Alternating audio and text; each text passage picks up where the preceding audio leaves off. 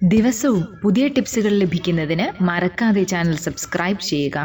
ഓരോ ടിപ്സുകളുടെയും നോട്ടിഫിക്കേഷൻസ് മുടങ്ങാതെ നിങ്ങൾക്ക് കിട്ടുന്നതിന് ബെൽ ബട്ടൺ കൂടി അമർത്തുക. നമസ്കാരം.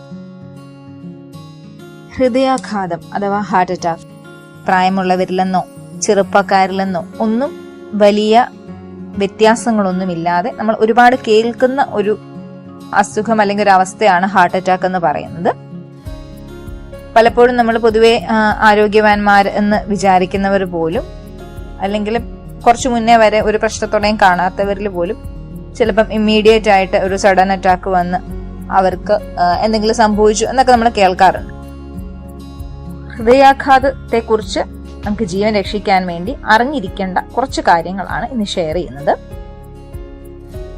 ബേസിക്കലി ഈ ഹാർട്ട് അറ്റാക്ക് മൂലം സംഭവിക്കുന്ന 50% മരണവും ആദ്യത്തെ 1 മണിക്കൂറിലാണ് നടക്കുന്നത്.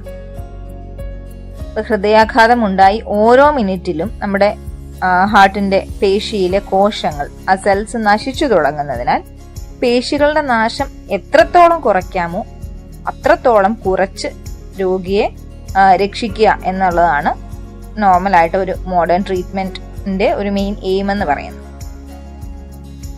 എത്രത്തോളം അതിന്റെ ആ നാശം നമുക്ക് കുറയ്ക്കാൻ സാധിക്കുമോ അത്രത്തോളം കുറച്ചിട്ടാണ് രോഗിയെ രക്ഷിക്കാൻ ശ്രമിക്കുന്നത്.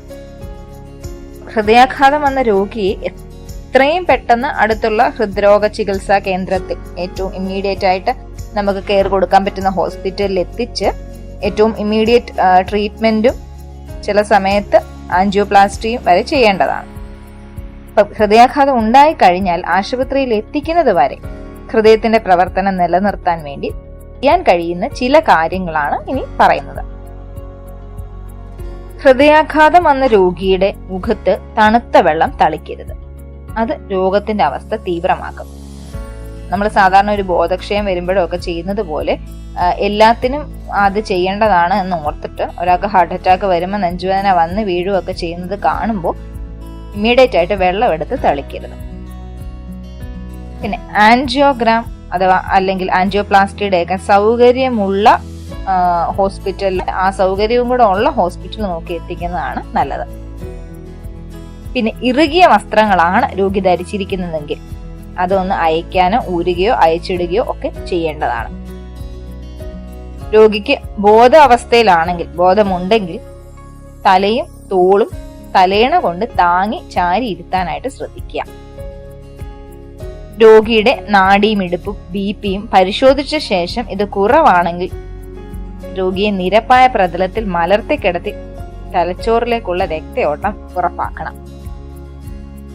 പിന്നെ ഹൃദയാഘാതം ഉണ്ടായി ആദ്യത്തെ 4 മണിക്കൂറിൽ കുടിക്കുവാനോ കഴിക്കുവാനോ ഒന്നും നൽകാതിരിക്കുക.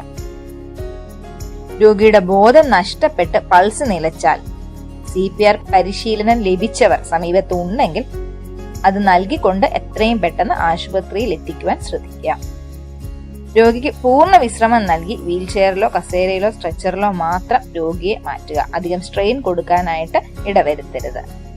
ഇതൊക്കെ ആദ്യ മണിക്കൂറിൽ ചെയ്യേണ്ട കാര്യങ്ങളാണ് ഇവയൊക്കെ. ഈ കാര്യങ്ങൾ ഇപ്പം നമുക്ക് ഓർമ്മയിൽ ഉണ്ടെങ്കിൽ നമുക്ക് ഇമ്മീഡിയറ്റ് ആയിട്ടൊരു സിറ്റുവേഷൻ വരുമ്പോൾ, നമുക്ക് പരിചയമുള്ളവരിലും നമ്മൾ കാണുന്നതിലും എപ്പോഴും നമുക്ക് പെട്ടെന്ന് ഒരു സിറ്റുവേഷൻ വരുന്ന സമയത്ത് നമുക്ക് ഇമ്മീഡിയറ്റ് ആയിട്ട് ഈ കാര്യങ്ങൾ മനസ്സിൽ വെച്ചുകൊണ്ട് പ്രവർത്തിക്കാനായിട്ട്, ആ ഒരു വെപ്രാളത്തിൽ ഒന്നും ചെയ്യാതെ കാര്യങ്ങൾ മനസ്സിലാക്കി വേണ്ട വിധത്തിൽ ചെയ്യുവാനായിട്ട് സാധിക്കും.